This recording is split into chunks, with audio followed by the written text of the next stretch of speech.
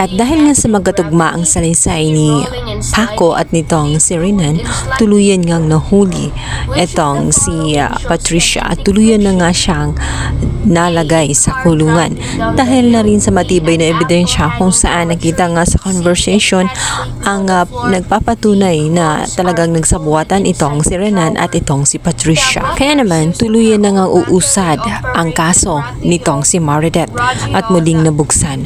Mayroon na ring bagong abogado itong si Patricia nang sa ganoon susubukan nito na ipagtanggol siya. Ngunit nagsalita ang kanyang abogado na kailangan niya maging transparent nang sa ganoon na magawa ng narrative kung paano malusutan ang kaso nga na inihain sa kanya, sapagkat alam ng kanyang abogadong si Zamora na hindi basta-basta ang kanyang kinakaharap na kaso sapagkat ito nga ay murder at galing sa high profile na tao. Sa kabilang banda, nakita nga ni Lilette at nitong si Lorena, maging itong si Attorney Constantino, naroon din itong si Ramir. Ngunit si Ramir ay nakatitig lamang dito kay Patricia. Agad namang nagsalita itong si Patricia. Sinabihan niya ang kanyang asawa kung hanggang doon na lang ba ang kanyang gagawin, titingnan na lang ba daw niya at hahayaan na lamang na mabulok itong si Patricia sa kulungan. Agad namang sagot nga nitong si sinabi nito na tigilan na niya ang kanyang pagmamanipula sapagkat sawang-sawa na at tatauhan na nga ito ang si Ramir at hindi na niya mamamanipula pa ang kanyang oras na magbayad siya sa kanyang mga kasalanan. Kaya naman, instead na magmakaawa pa itong si Patricia, ay nilakasan na niya ang kanyang loob at ipinakita na niya ang kanyang galit.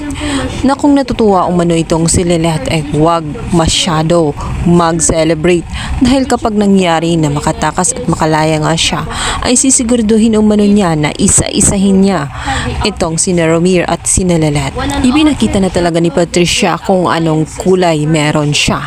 Samantala, hinarangan naman siya ng kanyang abogadong si Zamora. Sinabihan niya na matindi ang kaso na kanyang kinakaharap. Kaya hindi yun ang tamang panahon para magdrama siya at makakaapekto lamang ito sa kanyang kaso. Kaya kailangan niyang i-control ang kanyang emosyon at ipunin nila lamang ang enerhiya pagdating sa naturang korte. Sa kabilang banda, nag-usap na itong si Zamora at itong si Patricia. Sinabi ni Zamora na kailangan sabihin niya ang lahat-lahat tungkol sa kaso at sa ginawa niya. Kailangan niya maging transparent nang sa ganun alam ni Zamora kung paano siya depensahan at kung paano niya laruin ang naturang laro dahil alam niya laro lamang ang lahat at kailangan nilang manalo at gamitin ng maayos ang kanilang mga utak nang sa ganun hindi maisahan ng kalaban. At ang solusyon naman ng abogado ay hahanapin nga itong si Vivian dahil alam nito na ito ay maraming alam tungkol kay Patricia at maaring kapag naunahan nga ito ng otoridad, ito mismo ang maglalaglang dahil sa maraming nalalaman ni Vivian tungkol kay Patricia. Samantala, sa may di kalayuan pala ay narinig ng lahat ng usapan ng abogado at ni Patricia itong si Lorena kung saan galit na galit at sinabi nito na tama ang kanyang hinala. Si Vivian ang sagot sa lahat. Ano pa kaya ang sasabihin ni Vivian sa oras nga na mahuli ito? Kaya naman binantaan niya itong si Patricia na katapusan na ng kanyang sarili sapagkat ang kanyang karir ay masisira na nga ng tuluyan maging ang kanyang buhay. Doon na siya mamamatay sa kulungan kapag nangyaring mahanap niya itong si Vivian dahil ipinangako niya kay Patricia na gagawin niya ang lahat-lahat. Mahanap lamang itong si Vivian dahil yun ang solusyon nang sa ganon malaman na rin niya ang lahat nga ng pinagagawa at ang lahat ng bahong nitong si Patricia ay malalantad din dahil malaki din ang kanyang hinala na itong si Patricia ang may kinalaman din sa pagkamatay nitong si Ino kahit sinabi niya harap-harapan na hindi mapapatunayan ni Lorena ang lahat-lahat dahil wala umanong matibay na ebidensya na magtutulak o magsasabi na may kinalaman siya sa pagkamatay nitong si Ino.